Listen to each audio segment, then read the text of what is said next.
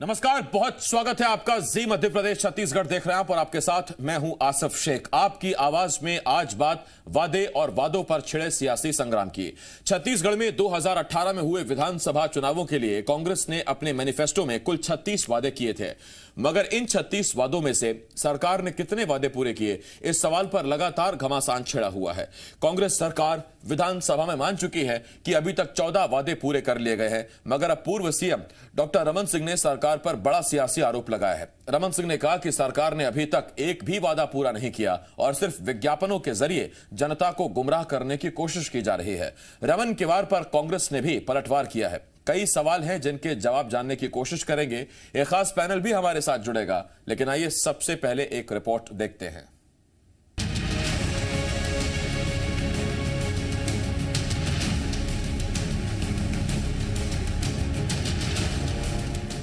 साल 2018 छत्तीसगढ़ में विधानसभा चुनाव के लिए बीजेपी और कांग्रेस दोनों ही सियासी दल एड़ी चोटी का जोर लगा रहे थे। 15 साल के सियासी सूखे को खत्म करने के लिए कांग्रेस ने ऐसा मैनिफेस्टो तैयार किया जो हर छत्तीसगढ़िया के दिल को छू गया। घोषणा पत्र समिति के अध्यक्ष टीएस सिंहदेव ने कुल 36 वादों का घोषणा पत्र तैयार किया था। कांग्रेस का लोक लुभावन मैनिफेस्टो और सरकार के प्रति एंटी इनकम्बेंसी ने कांग्रेस को प्रचंड बहुमत दिला दिया।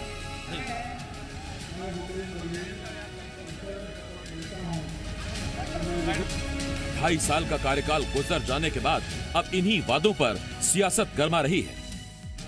कभी 20 तो कभी 22 वादे पूरा करने का दावा करने वाले कांग्रेस सरकार ने विधानसभा में माना कि अब तक कुल 14 वादे पूरे हुए, मगर पूर्व सीएम रमन सिंह सरकार के इस कबूलनामे से इत्तेफाक नहीं रखते।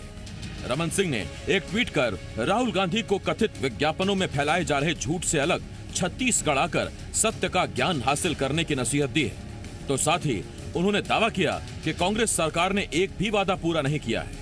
रमन सिंह के आरोपों के बाद बीजेपी ने भी कांग्रेस सरकार को निशाने पर ले लिया। इसीलिए उनको आमंत्रित किया जा रहा है कि छत्तीसगढ़ आपके एक प्रकार से प्राथमिकता वाला राज्य आप मानते रहे हैं, तो क्यों नहीं आगे आप समीक्षा कर दे। आप उसको मॉनिटरिंग करनी चाहिए। आगे देखने का मतलब यही है कि जब मॉनिटर करेंगे तब तो पता चलेगा कि यहाँ पर शराब की खपत कितनी बढ़ गई। और उल्टा आप शराबबंदी की बात कर रहे थे, घर पहुंच सेवा शुरू हो गई है। बीजेपी के वार पर कांग्रेस ने भी पलटवार किया है। कांग्रेस नेता शैलेश नितिन त्रिवेदी ने बीजेपी को नसीहत दी है कि रमन सिंह सरकार को घेरने की बजाय अपने कार्यकाल और वादा खिलाफी को याद करें। डॉक्टर रमन सिंह द्वारा कांग्रेस पर जो वादा खिलाफी का आरोप लगाया गया है वह पूरी तरीके से झूठ है, गलत है। वादा खिलाफी तो भाजपा ने लगातार की छत्तीसगढ़ के लोगों के साथ। 2003, 2008 और 2013 के चुनाव में भाजपा ने कभी संकल्प पत्र के नाम पर, कभी घोषणा पत्र के नाम पर छत्तीसगढ़ के मतदाताओं के साथ धोखाधड़ी की। हाल ही में बघेल सरकार ने विधानसभा में माना कि उनकी सरकार 36 में से 14 वादे पूरे कर चुकी है। सवाल यह है, बाकी के 22 वादे कब पूरे किए जाएंगे? सवाल यह है कि शराबबंदी, पेंशन और बेरोजगारी भत्ता जैसे वादों को पूरा करने के लिए क्या सरकार के पास पर्याप्त राशि है? और सवाल यह, क्या सरकार बाकी बचे वादों को चुनावी साल यानी 2023 में पूरा करेगी? रजनी ठाकुर के साथ सत्य प्रकाश, जी मीडिया, रायपुर। ये एक रिपोर्ट हमने आपको दिखाई, आपको याद होगा साल 2018 और 9 नवंबर का दिन था जब राजनांदगांव में कांग्रेस ने अपना मैनिफेस्टो जारी किया था और उस मैनिफेस्टो में 36 वादे जनता से किए गए थे। मैनिफेस्टो बड़ा लोक लुभावन था और दूसरी तरफ 15 साल की एंटी इनकम्बेंसी थी रमन सिंह सरकार के खिलाफ। नतीजा, कांग्रेस को प्रचंड बहुमत मिला और अब 70 सीटें कांग्रेस के पास हैं। 3 खास मेहमान हमारे पास हैं। सुरेंद्र वर्मा जी प्रवक्ता हैं कांग्रेस के, हमारे साथ जुड़ रहे हैं। बीजेपी की तरफ से अमित चिमनानी जी और वरिष्ठ पत्रकार मधुकर द्विवेदी जी हमें इस डिबेट में ज्वाइन कर रहे हैं। मैं आप तीनों का बहुत बहुत स्वागत करता हूं। सबसे पहला सवाल अमित चिमनानी जी आपसे।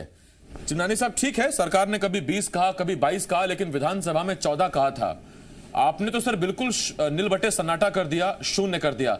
विधानसभा में तो यह मानकर चलते हैं कि अगर सरकार ने कहा है तो चूंकि वो रिकॉर्ड में है तो सच ही होगा। ये बहुत सारी ऐसी बातें विधानसभा में कांग्रेस के नेताओं ने कही हैं जो झूठ साबित हुई हैं। ये पहला अवसर नहीं है और लगातार इस चर्चा को हम उठा रहे हैं कि आप वादा खिलाफी करें। और इस बीच एक हास्यप्रद बात ये सामने आती है कि बड़े बड़े मंत्री अलग अलग बयान देते हैं। मुझे याद आता है कि जी न्यूज का ही एक कार्यक्रम था जिसमें स्वास्थ्य मंत्री जी से पूछा गया 2 वर्ष पूर्ण होने पर, रायपुर में आप लोगों का कार्यक्रम था, कि कितने वादे पूरे हुए। तो उन्होंने कहा 1/3 पर हमने काम करना शुरू किया। ये आपके चैनल पर स्वास्थ्य मंत्री जी जिन्होंने घोषणा पत्र बनाया था, समिति के अध्यक्ष थे, उनका ऑन रिकॉर्ड बयान है। और गृह मंत्री जी से पूछा गया उसके अगले दिन तो वो कहते हैं हमने 75% वादे पूरे कर दिए। मुख्यमंत्री जी पूछा गया तो उन्होंने कहा हमने 80% वादे कर दिए, पूरे कर दिए। अलग अलग नेताओं के अलग अलग बयान आते हैं, पर सच्चाई तो ये है कि एक भी वादा पूरा नहीं हुआ है ना। कौन सा वादा ऐसा है जो 100% पूरा किया? न इन्होंने कर्जा माफी की पूरी तरीके से, नेशनलाइज बैंकों के कर्जे अभी भी ये माफ नहीं कर पाए हैं। ये बोनस का वादा करके आए थे 1.5 साल में, अभी तक ये पैसा किस्तों में देते आए हैं और 300 से 400 करोड़ रुपए की राशि इन्होंने कम दी है। ये 2 वादों की ये लगातार बात करते हैं, बाकी ऐसे कई वादे हैं जिसकी तो इन्होंने आज तक शुरुआत भी नहीं की। जैसे शराब बंदी की बात हो, 200 फूड प्रोसेसिंग यूनिट लगाने की बात हो, बेरोजगारी भत्ता देने की बात हो, युवाओं को नौकरी देने की बात हो, संपत्ति कर हाफ करने की बात हो, चिट फंड कंपनियों से जो पैसा वापस दिलाने का वादा था उसकी बात हो, नक्सल प्रभावित पंचायतों को 1-1 करोड़ रुपया देने की बात हो, विधवाओं को पेंशन देने की बात हो, इसका तो कोई जिक्र भी नहीं है आज तक। 2.5 साल कोई कम समय नहीं होता है आसिफ जी। तो इससे तो साबित होता है इन्होंने एक भी वादा पूरा नहीं किया। सिर्फ ये लोग बड़े बड़े इश्तिहार दे रहे हैं और ये ऐसा समझते हैं कि जनता इन इश्तिहारों से ये जान लेगी कि हाँ आपने वादे पूरे किए हैं। जनता तो ये समझ रही है ना कि आपने जो कहा था वो नहीं किया, उल्टा फिर कोरोना की मार हो गई है। आप देख ही रहे हैं छत्तीसगढ़ बाकी चीजों में तो तरक्की नहीं कर पाया, लेकिन कोरोना के मामले में देश में दूसरे नंबर पर आ गया है। और आज इस दुखद हालात में भी हमारे मुख्यमंत्री जी प्रदेश में नहीं है। प्रदेश में हालात बद से बदतर हो गए हैं। यहाँ मॉनिटरिंग करने वाला कोई नहीं है। खुद कांग्रेस के नेता कह रहे हैं कि जो नाइट कर्फ्यू आपने लगाया है, सुबोध 1:10 सुबोध हरितवाल इनके नेता हैं, राष्ट्रीय प्रवक्ता भी हैं युवा कांग्रेस के, उन्होंने कहा है नाइट कर्फ्यू का पालन नहीं हो रहा है। कांग्रेस के नेता ही कह रहे हैं, भाजपा क्या कहेगी? तो ये आरोप नहीं है, ये सत्य है। बहुत सारी शिकायतें आपको चिमनानी साहब सरकार से, जरा इसका जवाब ले लूं मैं। सुरेंद्र वर्मा साहब आपके पास आ रहा हूं। सर, एक भी वादा पूरा नहीं हुआ। नेता तो कहते थे कि 22 वादे हो गए, 20 हो गए, कोई कहते 18 हो गए, फिर विधानसभा में कहा 14 हो गए। बीजेपी कह रही एक भी वादा पूरा नहीं हुआ, आधा तो कार्यकाल निकल गया। सर आसिफ जी, एक कहावत है छत्तीसगढ़ में, सुपा बोले तो बोले, चलने भी बोले, जिसमें 72 छेद।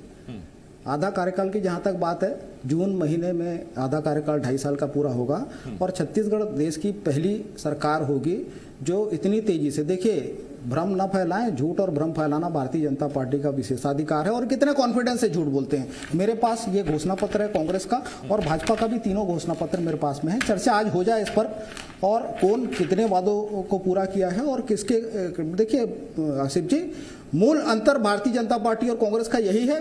भारतीय जनता पार्टी के वादे जो हैं वो जुमले घोषित कर दिए जाते हैं और कांग्रेस का जो घोषणा पत्र में 36 वादे निश्चित रूप से विधानसभा चुनाव के समय में हमने किए थे और वो घोषणा पत्र हमारे सरकार का, भूपेश बघेल सरकार के काम करने का ब्लूप्रिंट है। उसी दिशा में कांग्रेस सरकार आगे काम कर रही है और लगातार देखिए, हमने किसानों से वादा किया था कर्ज माफी का 10 दिन के भीतर, पहले दिन ही 2 घंटे के भीतर वो वादा पूरा हुआ तमाम। और इनके द्वारा जो 2500 रुपया देने की जो बात है 18-19 में तो हमने दिया करना चाहते हैं। और उसके बाद कर्ज माफी का वादा कर रहे हैं, सुन लीजिए सर, आप भी सुन लीजिए। एक मिनट सुरेंद्र जी, देखिए सर, आदेश पारित करने से और सिग्नेचर कर देने से कर्ज माफी नहीं होती। कर्ज माफी तभी होती है जब एनओसी बैंक से मिल जाए, डिफॉल्टर किसान ना रहे और उसका खाता एक बार फिर शुरू हो जाए, तब हम कर्ज माफी मानते हैं। बीजेपी की यही आपत्ति है, आदेश भर से कर्ज माफी नहीं होती। सर आप भी जानते हैं, स्वयं किसान हूं, सुन लीजिए, मैं प्रत्येक किसान को अगले साल अगर वो डिफॉल्टर होता, उसकी कर्ज माफी नहीं हुई होती तो अगले साल उसको लोन नहीं मिलता। ये इस प्रकार से भ्रम फैलाने का काम छोड़ दे। 2500 रुपए निश्चित रूप से समर्थन मूल्य हमारे घोषणा पत्र में था और पहले साल भी हम दिए, तमाम अड़ंगों के बाद पिछले साल भी दिया। और राजीव गांधी किसान न्याय योजना इनके वर्ग लाने का परिणाम है। धान, गन्ना और मक्का सहित 14 फसलों के किसानों को हम 10,000 रुपए प्रति एकड़ दे रहे हैं, क्योंकि इनके कारण से, देखिए आपको भी याद होगा आसिफ जी, 2014 जुलाई में जब तत्कालीन मुख्यमंत्री रमन सिंह जी थे, ये मोदी जी पहले प्रधानमंत्री हैं देश के जो राज्य सरकारों को अपने संसाधन से प्रोत्साहन राशि देने में अड़ंगा लगाए। और उसी समय रमन सिंह जी ने प्रश्न किया था उनसे कि आप किस अधिकार से ये मना कर रहे हैं, और इसके लिए जो अतिरिक्त चावल और धान है उसको केंद्रीय पूल से आप मना नहीं कर सकते। तो सरकार बदल जाने से परिस्थितियां बदल जाती है। आसिफ जी, सर्वविदित है किस प्रकार से ये 3 चुनाव में लोगों को ठगते रहे, कभी संकल्प पत्र के नाम पे, कभी घोषणा पत्र के नाम पे। दाना दाना धान खरीदने का इनका वादा था 2003 में, प्रत्येक आदिवासी परिवार को जर्सी गाय देने का वादा था, प्रत्येक आदिवासी परिवार को एक सदस्य को रोजगार देने का वादा था। देखिए, निश्चित रूप से बेरोजगारी दूर करना हमारा वादा था, बेरोजगारी भत्ता भी वादा है, लेकिन 1 साल के भीतर जो राज्य सरकार ने पहले साल के बाद में जो आंकड़े डिक्लेयर किया था सरकार के द्वारा, 5,41,239 रोजगार हमने दिया है। अमित चिमनानी जी भी विदित है कि ज्यादातर जो रोजगार है वो संगठित क्षेत्र से जनरेट होते हैं। शासकीय सेवा में 1 वर्ष के दौरान 20,502 रोजगार, उद्योगों में नई उद्योग नीति हमने बनाई। इनके द्वारा जो आउटसोर्सिंग किया जाता रहा, हमने उनका विरोध किया, आउटसोर्सिंग बंद की, और जो नई उद्योग नीति है 19 से 24 के लिए, इस पर हमें बड़ा लंबा वक्त चाहिए होगा कि असंगठित संगठित क्षेत्र में कितने रोजगार के अवसर पैदा हुए, युवाओं ने अपने दम पर रोजगार हासिल किया या आपकी मदद उसमें रही। आपकी अगर मदद रही है तो कितने सरकार के खाते में जाने चाहिए? 10 सेकंड दीजिए मुझे। सर 1 मिनट, अब आप मुझे 5 सेकंड दीजिए, मैं सवाल पूछ रहा हूं मधुकर सर से, उसके बाद मैं आपके पास आता हूं, और फिर आप थोड़ा इंतजार कीजिए, उसके बाद मैं आपके पास आता हूं। मधुकर सर, देखिए 36 वादे कितने पूरे हुए, कितने नहीं पूरे हुए, उसमें सीधे सीधे हम उन वादों पर बात कर रहे हैं जो हेडलाइंस थी उस मैनिफेस्टो की, जो टॉप पर थे, जिसमें वादा था कर्ज माफी का। क्या कर्ज माफी हुई? पूरी तरह से हुई? नेशनल बैंक का जिक्र कर रहे हैं चिमनानी साहब, और उसके बिना क्या कर्ज माफी को पूरा कहा जा सकता है? दूसरा, ये 4 किश्तों में पैसा आया तो क्यों आया, ये सरकार ने बता दिया। और अभी कुछ ही दिन पहले बिलासपुर में हमारा एक इवेंट हुआ था सर, हम एक खास कार्यक्रम करने गए थे, और मैंने जब पूछा मुख्यमंत्री जी से तो उन्होंने बड़ा क्लियर कर दिया था कि इस बार की खरीदी का पैसा भी 4 किश्तों में ही आएगा। तो क्या ये वादा पूरा, इसे आप मानते हैं? बिजली का बिल आधा करने का वादा था, उसे आप पूरा मानते हैं? देखिए आसिफ जी, मैंने भी वो घोषणा पत्र देखा है। कोई भी घोषणा पत्र होता है उसको पूरा करने के लिए 5 साल का वक्त मुकर्रर होता है, लेकिन लगभग 2.5 साल होने को आ रहे हैं। बहुत सारे वादे तो पूरे नहीं हुए, इसमें कोई दो राय नहीं है। मैं दोनों पार्टी के प्रवक्ताओं को सुन रहा था, अपनी अपनी बात कह रहे थे। आज का जो ट्वीट डॉक्टर रमन सिंह ने किया था वो भी देखने को मिला। उसमें उन्होंने रेखांकित किया है कि एक भी वादा पूरा नहीं हुआ, जबकि ऐसा नहीं है। बहुत सारे वादे पूरे हुए हैं। जिसका आपने जिक्र किया उस दिशा में भी काम हुआ है, लेकिन आपने बैंकों की व्यवस्था का जिक्र किया है, तो बहुत सारी तकनीकी खामियों की वजह से बैंक जो है कई बार अपनी कार्रवाई को रोक देते हैं। छत्तीसगढ़ में भी ऐसा हुआ है, और मुख्यमंत्री जी ने जो बात कही बिल्कुल सही है कि हम 4 किस्तों में देखें, लेकिन उनकी नीयत जो है, उनकी यानी राज्य सरकार की जो नीयत है बड़ी साफ है कि भाई हमने जो वायदा किया है पूरा करेंगे, विपरीत परिस्थितियों में ही पूरा करेंगे। और देखिए, कोरोना काल में भी छत्तीसगढ़ सरकार पर भी बहुत वित्तीय संकट आया, सरकार उससे अभी उबर नहीं पाई है। बावजूद इसके हम कह सकते हैं कि किसानों के बीच कोई त्राही नहीं मची है। किसान बहुत संतुष्ट हैं ऐसा भी नहीं कह सकते, लेकिन एकदम असंतुष्ट होकर के सड़कों पे आ गए ऐसा भी नहीं है, क्योंकि वो वायदा जो 36 वायदों में सबसे बड़ा वायदा था और मुख्य वायदा था वो किसानों से मुतल्लिक था, और उस दिशा में सरकार ने काफी काम किया। हालांकि सरकार कर्जदार भी हो गई है, बहुत सारा पैसा केंद्र सरकार के पास अभी लंबित है जो राज्य सरकार को नहीं मिला है, उसके लिए खतो किताबत चल रही है। लेकिन ये जो जिसका जिक्र आपने किया वायदों का, उसमें एक बेरोजगारी की भी बात की गई थी मैनिफेस्टो में। बेरोजगारी की दिशा में छत्तीसगढ़ सरकार में अभी जिस तरह काम होने चाहिए वैसे नहीं हुए। देखिए, आप उन रोजगारों को तो आप दे सकते हैं, आप जनरेट कर सकते हैं जो एक तरह से टेम्परेरी होते हैं, जो जिसको आप मानव दिवस कह सकते हैं कि हमने इतने मानव दिवस उपलब्ध कराए हैं। लेकिन जो स्थायी रोजगार है, खासतौर से इंडस्ट्री सेक्टर के हैं, उस दिशा में अभी सरकार कोई बड़ा प्रोजेक्ट छत्तीसगढ़ में नहीं ले आ पाई, जिसको आप दावे के साथ कह सकें, गर्व के साथ कह सकें कि हमने एक बड़ा रोजगार जनरेट कर दिया है छत्तीसगढ़ के युवाओं के लिए। लेकिन नक्सलवाद की अगर बात की जाए तो नक्सलवाद पर भी वायदा किया गया था। दुर्भाग्य है कि नक्सलवाद की जो समस्या है, नक्सलवाद घट नहीं रहा छत्तीसगढ़ में। आए दिन पिछले सर सुरेंद्र जी बड़े ध्यान से सुन रहे हैं आपको। अभी तक सर आप शराब भत्ते पर नहीं आए हैं, छत्तीसगढ़ इसके साथ साथ बेरोजगारी भत्ते पर भी अभी नहीं आए हैं सर, और वो कब होगी उसकी स्थिति अभी फिलहाल दिख भी नहीं रही है। मैं इस पर आता हूं आपके पास मधुकर सर। चिमनानी साहब आपके पास आ रहा हूं। चिमनानी साहब, अगर सिर्फ और सिर्फ 2,500 रुपए प्रति क्विंटल धान की कीमत की ही बात मैं कर लूं तो सर क्या आपत्ति थी अगर राज्य सरकार अपने दम पर 2,500 रुपए देना चाहती थी? रामविलास पासवान साहब का मुझे आज भी बयान याद आता है। स्वर्गीय रामविलास पासवान साहब ने कहा था कि इसको इसलिए अलाउ नहीं कर सकते क्योंकि मार्केट खराब हो जाएगा। सर किसान की आर्थिक स्थिति सुधर जाएगी, मार्केट कहां से खराब हो जाएगा? ये ना तो किश्तों का बहाना सरकार को मिलता अगर आप अड़ंगा ना लगाते, अगर आप ना पूछते। आज दिन तक आप चिट्ठी लिखकर पूछते रहते हैं कि कहीं ये बोनस तो नहीं दे रहे आप, पैसा जा तो रहा है किसान की जेब में, उसमें दिक्कत कहां है सर? बहुत अच्छा प्रश्न पूछा आसिफ जी, और ये जनता को स्पष्ट भी होना चाहिए कि ये मामला क्या है। आखिर केंद्र की एक नीति होती है, वो सिर्फ छत्तीसगढ़ के लिए नहीं है। अगर सिर्फ छत्तीसगढ़ को कोई पाबंदी लगाई जाती तो ऐसा लगता कि कोई पक्षपात हो रहा है, लेकिन ये पूरे देश की नीति है जो केंद्र ने लगाई। वहां पे एक स्टेप सरकार को लगा कि यार हमको अड़चन लगा रहे हैं, लेकिन उसके बाद सरकार ने क्या किया आसिफ जी?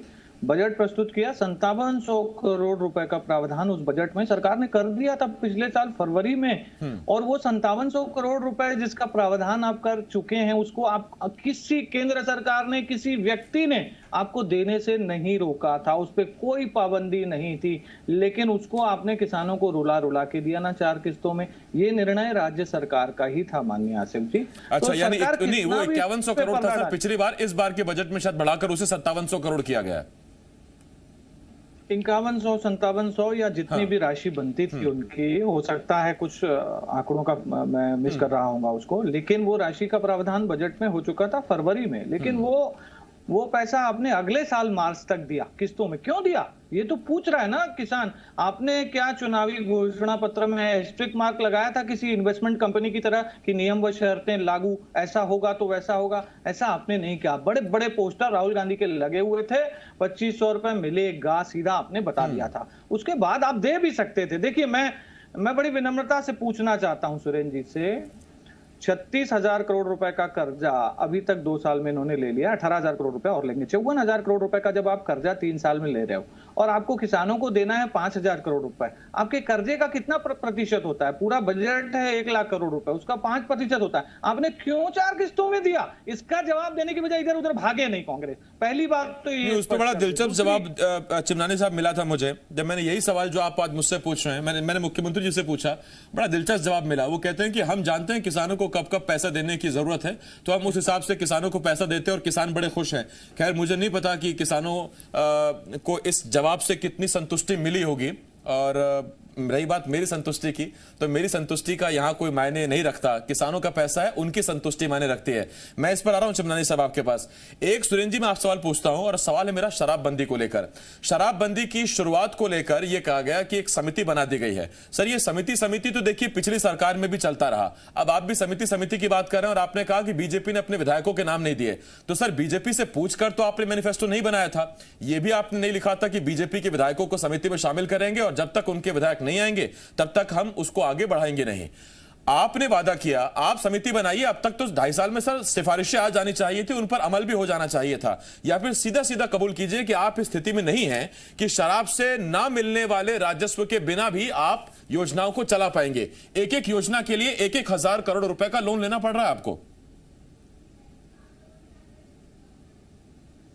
आसिफ जी, इस बात का मैं कड़ा प्रतिवाद करता हूं कि शराब का जो यहाँ पर चल रहा है वो केवल राजस्व के कारण से चल रहा है। निश्चित रूप से जो शराब के संदर्भ में जो बातें हैं, हमारा कमिटमेंट था। आज से नई शराब नीति में आपने एक भी दुकान बंद क्यों नहीं की सुरेंद्र जी? शराबबंदी, देखिए आसिफ जी, पिछले 2 सालों में पहले साल 53 और दूसरे साल 50 दुकान बंद की है। अभी कोरोना का समय है, जब तक ये व्यवस्था चालू है तब तक बाकी चीजें भी, सोशल डिस्टेंसिंग, मास्क का उपयोग और कोरोना के संकट को देखते हुए जब तक ये पूरी तरह से बंद नहीं हो जाता, उस व्यवस्था को सुचारू रूप से और कोरोना के गाइडलाइन को पालन कराना भी आवश्यक है। जहां तक बात शराबबंदी की है, तो हमारा कमिटमेंट है और निश्चित रूप से सरकार उस दिशा में आगे बढ़ चुकी है। जहां तक छत्तीसगढ़ की बात है, 7 राज्यों से हमारी सीमा लगती है, और बड़ा कारण अवैध शराब की और तस्करी का है। चिमनानी साहब, आ रहा हूं मैं, एक मिनट, उस सुरेंद्र जी को दिशा में बोलने काम दीजिए। कर रही है। रही बात जो आरोप, आसिफ जी, हाँ, निश्चित सुरेंद्र जी रूप बोलिए। से देखिए, जो सवाल 5,000 करोड़ का है, निश्चित रूप से राजीव गांधी किसान न्याय योजना के लिए 5,703 करोड़ रुपए का प्रावधान किया गया है। ये सरकार की इच्छा शक्ति को प्रमाणित करता है कि तमाम अड़ंगों के बावजूद इनके भड़काने के कारण जो हमारे सामने मुख्य समस्या है धान के निराकरण की, जो धान खरीदी हुई है, रिकॉर्ड धान खरीदी 93 लाख मीट्रिक टन की जो हुई है, 60 लाख मीट्रिक टन की सैद्धांतिक अनुमति मिली थी हमको केंद्रीय पूल में चावल देने की। इन्हीं भारतीय जनता पार्टी के बरगलाने के कारण से उसको कटौती कर दी गई। ये आंकड़े सर अब तो कंठस्थ हो गए, याद हो गए। मैं इस पर आ रहा हूं आपको सुरेंद्र जी। कोरोना का संकट चल रहा है। सुरेंद्र जी, आ रहा हूं मैं आपके पास। धान पर बात कर ली, हम शराब पर बात कर ले जरा। अधिक की राशि जो है, हाँ, आ रहा हूं सर। 24,000 करोड़ से अधिक की राशि जो है केंद्र से हमको लेना है। राज्य के हक की राशि जो है उसमें जीएसटी की क्षतिपूर्ति और दूसरी राशि भी है। मधुकर सर, क्या ये प्रमाणित हो गया है क्या कि शराब पीने से कोरोना नहीं होगा? और अगर ऐसा नहीं है तो जब 2 सालों में लगातार करीब एवरेज 50 दुकानें हर साल बंद हो रही थी, तो इस बार दुकानें बंद क्यों नहीं हुई? पहली बात। और दूसरी बात, सर, पहले से आर्थिक स्थिति से जूझ रही सरकार के अब व्यवस्था यह है कि सोशल डिस्टेंसिंग का पालन हो, ठेके बंद नहीं होंगे, लेकिन ठेकों को राशि दी जाएगी। देखिए आसिफ जी, बड़ी विडंबना है। सरकार कई बार इस मामले में कुछ कह देती है लेकिन पालन नहीं करती। शराब के मामले में अगर हम बात करें तो निश्चित तौर पे छत्तीसगढ़ के लोग चाहते हैं कि शराबबंदी हो।